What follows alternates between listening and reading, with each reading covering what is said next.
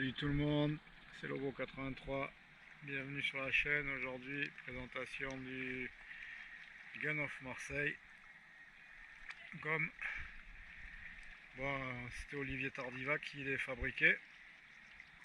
Il a arrêté la production parce que bon, je pense que fabriquer des fusils pour les vendre pour gagner sa vie, c'est pas évident. Alors ça, c'est les derniers modèles qu'il avait fait avec poignée ergonomique. Avant, ces poignées étaient en bois. Ça, c'est la nouvelle cassette aussi qu'il avait fait faire sur mesure pour lui.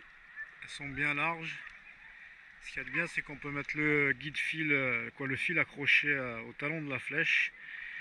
Et c'est mieux quand même pour quand vous devez ramener une flèche que vous avez tirée en tirant par le fil. Elle va pas se mettre droite et se bloquer. Bon, c'est une flèche Homer Tricut.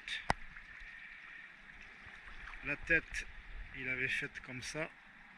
Moi, je vais vous dire un truc, franchement, il a pris un peu l'exemple sur les Abellan, hein, parce qu'au départ, ces fusils n'avaient pas une tête comme ça, ouverte devant avec ce petit truc en inox. C'était deux trous fermés dans le bois. Parce que moi, il m'avait fait un fusil une première fois. La poignée n'était pas ergonomique, ça c'est pareil, la poignée elle ressemble à celle de Abellan. La flèche c'est une Homer, mais bon c'est pas la flèche d'origine, c'est celui qui me l'a vendu, qui l'a mise. Les sandos c'est du 14 là, mais bon il y avait du 16 dessus. J'ai mis du 14 mais ils sont pas assez péchus, les autres étaient trop péchus. Le moulinet c'est un Seagal Sub. Voilà, c'est un fusil en bois, c'est un 110. Comme vous pouvez le voir, il n'est pas excessivement grand. Comme il a un bon recul, la cassette est vraiment inversée. Ça fait qu'il n'a pas besoin d'avoir beaucoup de bois de longueur pour faire 110. Voilà, que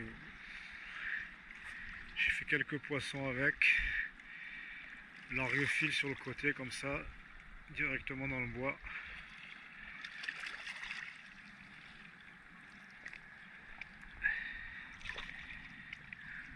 Les chardillons sur le dessus. Voilà, là c'est du 14 Homer, hein. C'était sur, j'avais récupéré sur un fusil que j'avais échangé à Alpha Nylon. Il faudrait que je les raccourcisse un peu si je le laisse en 14. En 16, c'était un peu péchu, peut-être je vais le remettre en 16 parce que là il manque un peu de... Soit il faut que je raccourcisse cela, ou je remets les 16 Seagal. En plus c'était pas c'était les réactives je crois. Il y avait dessus. Mais bon, à mon avis c'est la personne qui me l'a vendu qui avait mis les sandos. Moi j'ai mis mon support Seagal, hein, j'ai un peu limé. Une vis en inox. Voilà. La détente est très souple. Bon fusil hein, en bois. Bon après c'est pas des rollers. Mais bon regardez, hein, moi je reviens au fusil comme ça.